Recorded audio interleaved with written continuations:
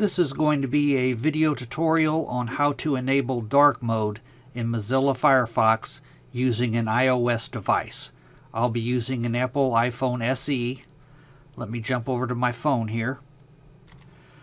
Okay, I'm on my iPhone here. I've got Firefox opened up.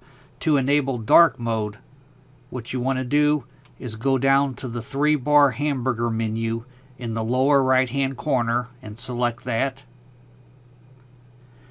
Then you want to go down to where it says settings and select that. Now you want to go down to where it says theme and select that.